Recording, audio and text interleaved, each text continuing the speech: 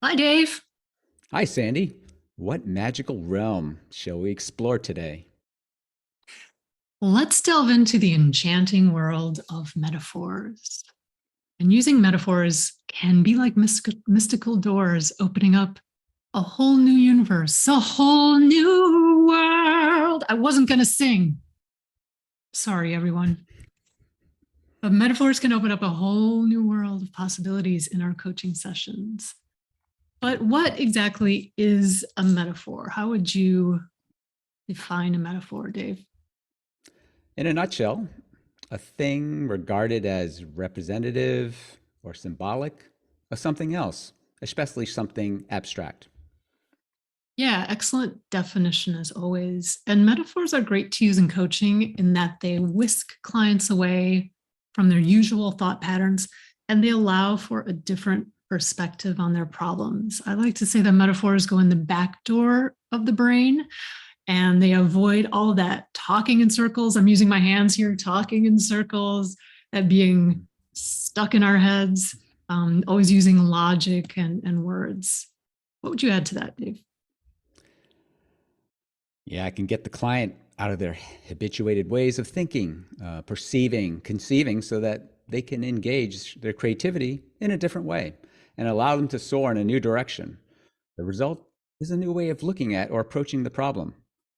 So it's interesting to explore the vast basket of metaphors on the internet. From a literary point of view, there are up to 14 types of metaphors found in writing. Wow. Many of them aren't really relevant to coaching. On the other hand, you might think again and realize that there could be way more opportunities for using metaphors than we think. Anyways, let's focus on metaphors in the coaching context for today. 14 types of metaphors. I had no idea. That's a lot. I might have to look into that. So, so metaphors. So to get everyone's juices flowing, what are some common metaphors that we might hear in everyday language? Shall we list a few? And yeah, keep in mind that depending on the culture in which you live, as well as your upbringing, these may or may not hit home for you. Go ahead, Dave. Here are some obvious ones: waiting till the cows come home, one beer short of a six pack, raining cats and dogs, growing like a weed, butterflies in my stomach. Those are good. Those are as obvious as the nose on your face, actually, but nose on your face.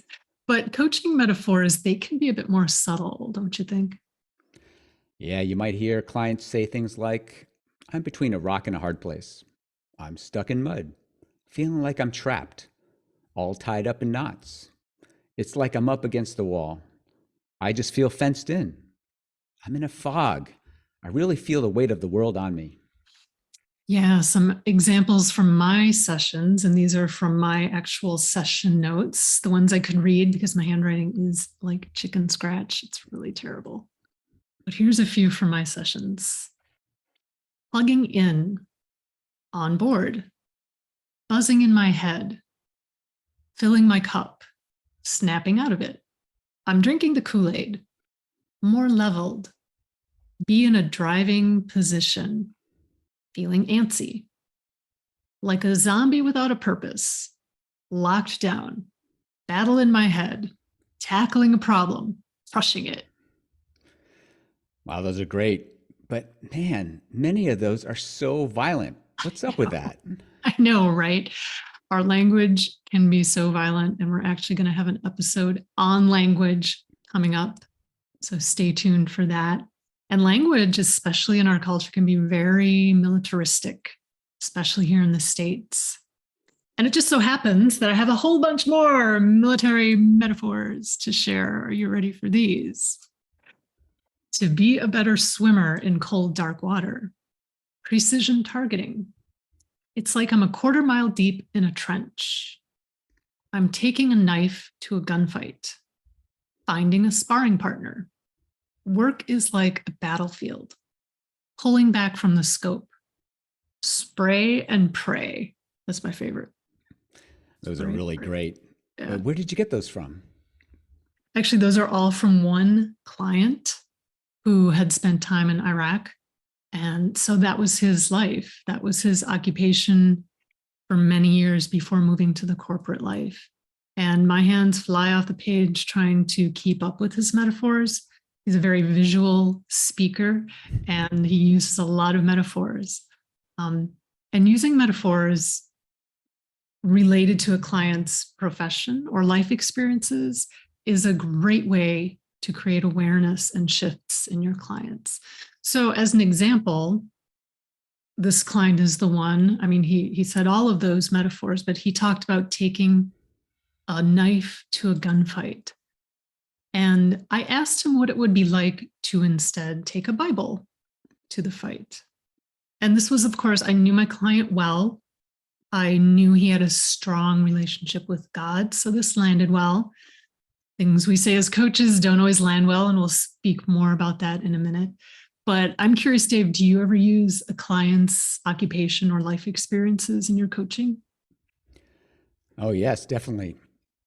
I remember once there was a dancer as a client, and I said to her, if this problem was a dance, what would you choreograph? And for software engineers, you might say, if this problem was a computer program, how would you solve it? Yeah, I like that idea of how would you choreograph this dance? That's making me think. I had a client who, well, still have a client who's a producer. She's a filmmaker. And so there's this session we had where she was really overwhelmed with everything going on in her life. And so I offered the idea of what she wanted to cut out of that, what she wanted to edit out. And I asked her, what do you want to leave on the cutting room floor? And so that really resonated with her, this idea of editing out things that maybe weren't necessary. So yeah, using careers, life experiences, these can really result in some juicy metaphors. But what are some other types of metaphors that come to mind for you? Another one is personification. So you may have heard about gremlin taming from Rick Carson's book, Taming Your Gremlin. The idea here is to turn your issue into a gremlin and then start dealing with it as if it were a pesky gremlin and how to keep him in line. Yeah, I'm smiling because I had a coach use this technique with me. I didn't know they were doing it at the time, but I had a habit of saying all these wonderful things I was doing, and I'd follow that with a but. So I'd be like, yeah, blah, blah, blah, but. Well, yeah, of course, I'm blah, blah, blah, but. So there's always this qualifier. And this coach noticed that. And she said, there's a lot of yeah, buts. And she helped me sort of create this yeah, but creature. I call it the yeah, but creature. And it was a great visual. So she, the coach, like helped me work through that. The yeah, but creature used to be a huge hulking thing, and now it's a cute little gremlin. What it is, it sits here, it's always here. But that visual was helpful. Yeah, nicely done.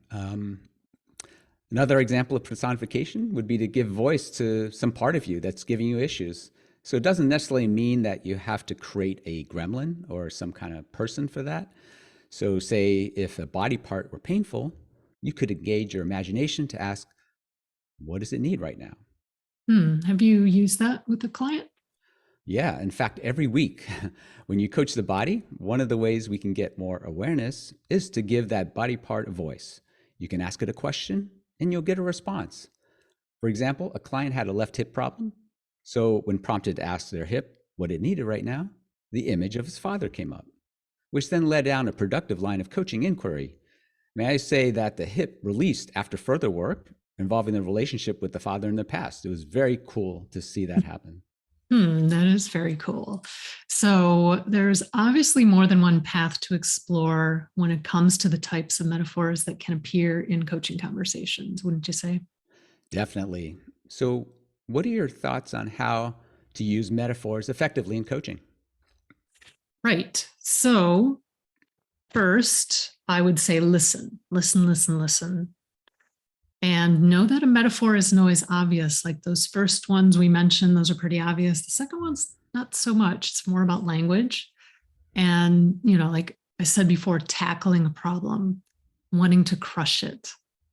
Really listen to the language that your client is using. Is there a metaphor hiding within? and then reflect it back. Use the client's language. If they drop a metaphor, pick it up. Offer back what you hear and ask about it. So maybe the client didn't drop a metaphor, but maybe you heard something and something's coming to you like an image. So I'm hearing you want to do this. This image is coming up for me. What do you think? We always offer back what we think. You might say, I'm hearing you wanting to crush this. This seems so violent. What comes up for you when I reflect that back? Or instead of crushing it, what would happen if you gently held it? We talked about using client experiences already. And again, offer something that comes up for you yourself, but always ask if it resonates with the client. I had a client who said, I'm feeling very walled in. And I said, I'm picturing you in a brick turret, like on the top of a castle with no way out. Does that resonate with you? So no matter what you hear, no matter what you reflect back, always ask the client what they think. And what do you think, Dave? Yeah, I agree on all that you said. It's almost like the process would be something like coach becomes attentive to spot that metaphor when it shows up from the client. Coach then needs to engage their own creativity to be able to deploy it. A good base of metaphorical experiences would probably be a good idea to develop. Then the coach points out the metaphor to the client, see if it resonates. Then the coach works with the client further with the metaphor and sees if it creates some kind of solution or resolution. It may not go anywhere. So know when to stop chasing a metaphor if it's not working. On the other hand, if it is, then develop the solution and resolution with the client. I love this. I love a good framework. Thanks for parsing that out into steps. If I may reflect, I heard 5 steps here. 1, coach pays attention, so listening. 2, the coach engages their creativity. 3, the coach reflects back the metaphor to the client. 4, the coach works with the client to see if there's a shift or if a solution appears. And then lastly, the coach partners with the client to move into the planning phase of the session. I like that. I like good structure. I like framework. And as I'm saying that, and I think we're on the same page here, like any roadmap or list of competencies, this is not a checklist. So there will most likely be a lot of exploration going on at each step along the way. So yeah, in that framework you described, you brought in this idea of creativity. Could you speak more to that? Absolutely. Engaging your own creativity is really necessary to use metaphors. So it'd be a great idea to develop your own ability to be creative. What's required for you to be creative in the first place? What dam inside you is blocking that flow of the river of ideas and images? Do you evaluate everything that you come up with like a critic? Evaluation and judgment are the enemies of creativity. So we often need to work on releasing that negative chatter that we often have when we're trying to be creative. Yeah, right on. I think we might need an episode on creativity as well. Absolutely. That would be fun. I'll add that to the list. So what else can a coach do to improve the skill of metaphor? Well, as I just touched on, clearing your mind and heart of as much chatter as possible is important. You got to weed that garden, get rid of that chatter and those questions that plague us coaches. Am I coaching well? Does the client like me? Am I following some coaching structure? What if I say the wrong thing? What if I offer up information? Because when you throw that metaphor out there, a lot of that doubt might come up, as you're going to go try it out and then see what you can do with it with the client. Yeah, releasing yourself to be open to all that the client is saying really helps. Goes back to listening. And releasing the coaching structure helps. Releasing expectations about your performance helps. And this, of course, comes with time and practice. But this will free up things to receive any metaphors that fly by, and then you catch one that feels best for the situation, offer it back to the client as a potential path for resolution. It's all good. But what else? What else comes to mind for ways a coach can improve their use of metaphors? Well, there is this notion of memorization. So some people can memorize all those expressions that we went through and more. And if you look on the internet, there are lists of common English expressions, for example, like the ones we mentioned earlier, and it could be a great place to begin working with metaphor. But if you're like me, you hate memorization, you need to do something else. I'm a visual person, so I try to engage my visual imagination whenever possible. Agreed. I'm a visual person too. And what do you, David Shen, what do you do to engage that visual imagination? So as someone is speaking, they will be throwing out, whatever they're saying. And then what usually happens in me is that I see images that are created by what they say. And so whenever they say something, boom, a picture shows up in my head. And so usually therein lies for me as a visual person, the ability to draw like, oh, that was carrying a bucket across a river, kind of thing. And then that helps me generate something that I can throw back at them to see if it'll work or not. Yeah. Thanks for sharing that. Good stuff. Yeah. So what else? What else? Well, familiarity with language and culture of your client. This is helpful, perhaps necessary when coaching. And of course, it's easiest when you grew up with the same landscape of language and culture as your client. And if not, catching metaphors might be difficult. And some learning might have to happen on the coach's end. I've had that experience of learning new lingo, learning new phrases, metaphors with certain clients. And of course, if your first language is not the language you're coaching in, this can be uncharted territory as well. And I really admire those coaches who coach in a second or third language. It's pretty cool. Yeah, I agree with that. Just to see people who have spent a lot of time in another culture, in another country, right? That's a great way to develop that ability to fit in, right? And with all the metaphors that might come with it. For sure.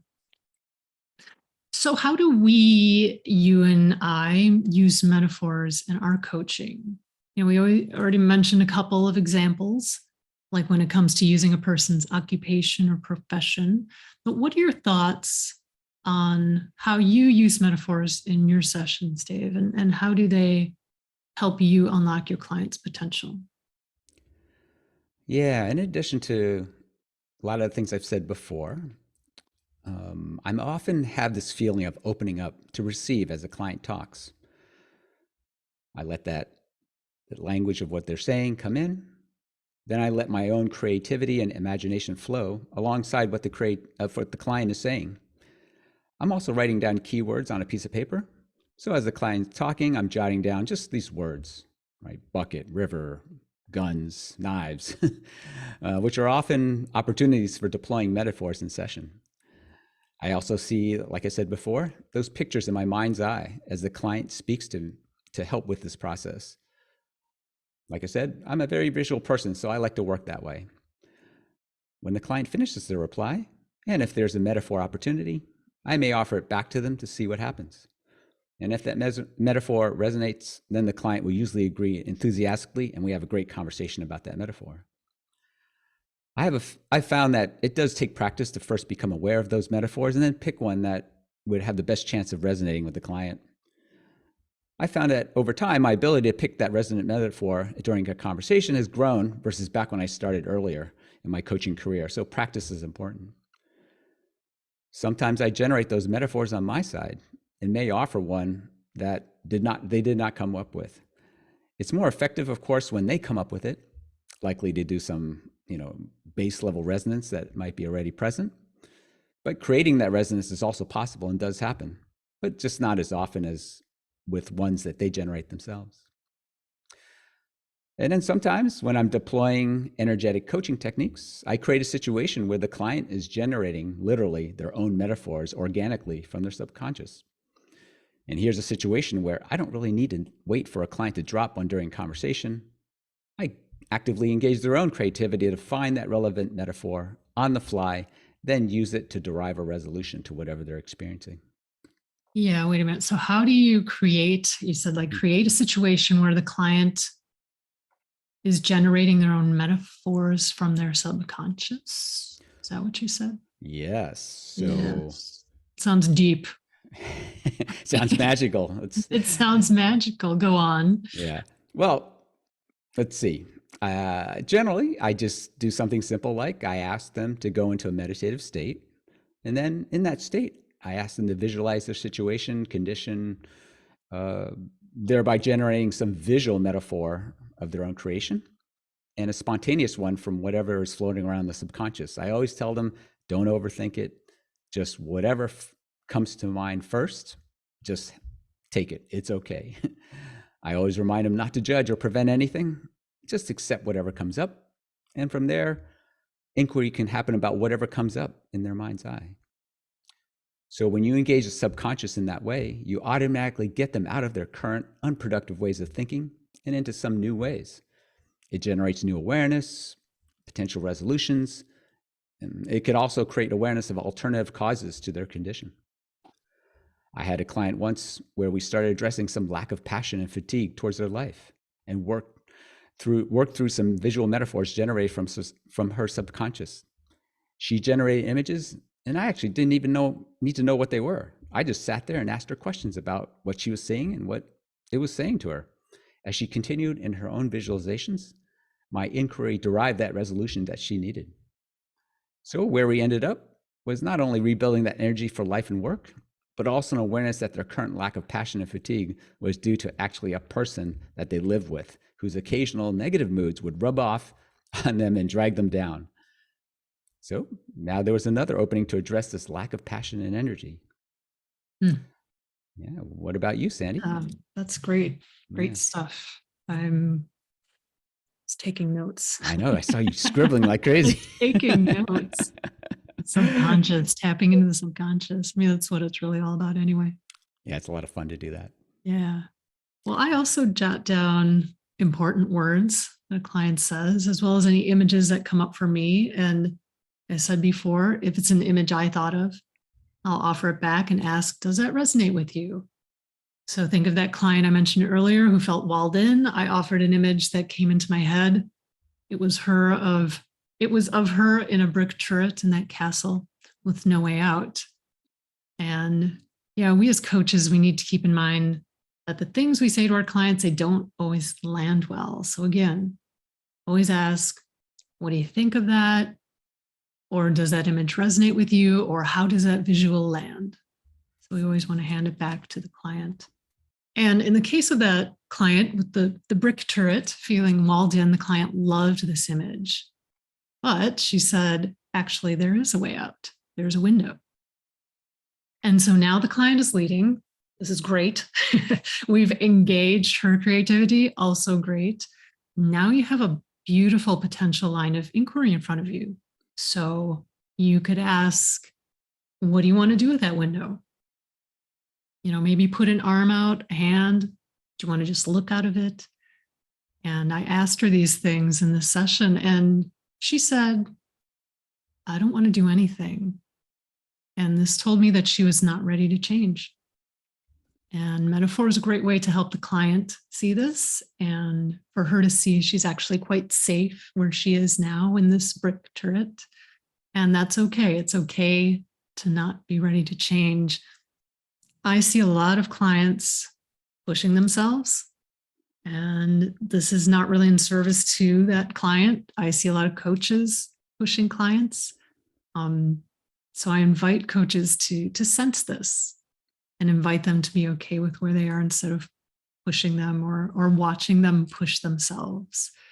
Metaphors are a great way to explore this, to explore what stage of coaching a client might be in.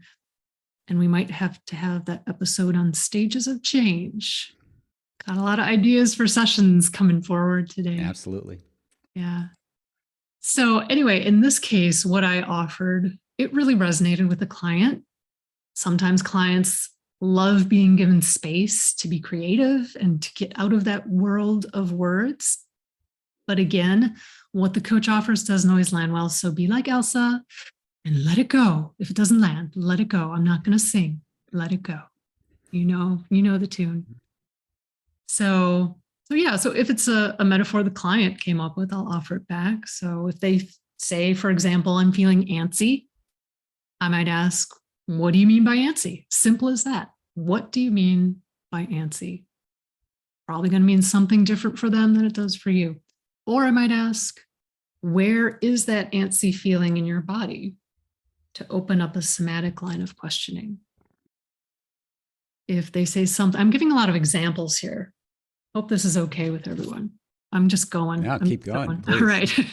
If they say something like, I'm in a fog, I might ask them to get specific about that fog. What color is it? Is it dense? Is it light? Is it day or is it night? And where are you in relation to this fog? And one of our beautiful mentor coaches taught us this line of inquiry to then ask about the relationship to the fog. Where are you in relationship to that dark, heavy fog? And I actually had a client this week who was in a fog and used this metaphor. So I picked it up. They dropped it. I picked it up. And he said the fog was like behind him, pushing him, or in front of him, pulling him, like he was in between. And so I asked him, what happens when the fog is next to you, by your side, like an ally? And this caused a huge shift in him. He had never thought that perhaps it could be an ally in his challenges. So it's pretty amazing how visuals and using another part of the brain can really cause clients to change their perspective on something. And one of the things I see a lot in my corporate clients is that tackling a project, crushing a problem, like we mentioned earlier, there's a lot of tackling and crushing going on. So in this case, in these cases, where there's quote unquote violent language, I might use humor. And the thing is, I often see these clients use the same word several times. So clients will say, crushing it, crushing it, crushing it, crushing it. Like it'll just pepper the language that they're using. And I'll offer it back with some humor. I'll be like, you're tackling this problem. Like you're tackling this, is this a football game? Like what's going on here, client? And it brings light to the fact that they're using this language, makes it kind of lighter, the whole situation, insert some humor. I might ask, what happens instead of tackling? You walk softly with that problem. So I offer a gentler way of speaking about the issue. And this too can create a huge shift. So I often see the client's whole body relax and become calmer after an offering of this nature. Language is so important. So important. Totally. Yeah. So enough examples. What happens when a client isn't really into metaphors or doesn't really follow the coach's line of questioning about images presented? What happens? What do you do? Great question. Well, it may mean that the metaphors aren't the appropriate path with this client, which is fine. And if the metaphor that you offer doesn't resonate, or even if it does, but then subsequent inquiry doesn't really lead anywhere, just roll with it and move on. Yeah, move along, little doggy. Move along, cowboy. I have a couple of clients who they do not use imagery or metaphors, which is a challenge for me being a visual person. But I've stopped trying. To invite them along. And, we need to use our clients' words and language. And if it doesn't involve visuals or metaphor, what would Elsa say? Oh, let it go. And a client may not be ready for a shift. I have a client who is in a company where layoffs are happening every month. And it's a very stressful situation for him and his team. And he's the one who stated work is like a battlefield. So it's a great metaphor. But if I were to say, what if work were like a meadow of wildflowers? Like this sort of dismisses the client's current experience. It's not in service to the client. This goes back to listening to your client, to knowing your client. And yeah, sometimes images and what you offer doesn't land and the client doesn't run with it. So meet them where they're at. Trying to create a shift too soon is not our job as coaches. Oh, yeah. I've been talking a lot about stages of change. I really want to have that episode. That would be more fun than a barrel of monkeys. Let's Ah, do it. yeah, let's do it. I'll add it to the list. That'd be great. So, anything else regarding this topic of metaphors? I don't think so. Stick a fork in me. I'm done. Not literally, Nice. metaphor, people. And for those of you who did not read the show notes, I invite you to do that because we dropped a lot of metaphors into this episode. Some were pretty obvious, like those last two. Some were not so obvious. But we invite you to practice your listening skills and see how many metaphors you can pick out of this episode. And if you're watching us on YouTube, drop a comment. See what you heard. Let us know what you heard. And we'll see if your answers line up with ours. I'll go through and count how many we used. Yeah, we'll leave some resources in the show notes as always. And where can people find you, Sandy? Well, they can open up that magic portal that is the internet and type in swansoncoaching.com. What about you, Dave? Where can people find you? CoachDshen.com. Awesome. I think our next episode will be on language, everyone. What do you think? I think that'll be a great thing to talk Great about all thing. these metaphors and why they're there Yeah, and how beautiful language is such a huge topic. it is I'm a huge looking forward topic. to it. I think it's a good continuation of this episode. Well, we will see you then. Next Bye, time. Dave. Bye. Bye. Let it go, let it go. Don't hold back anymore. Let it go.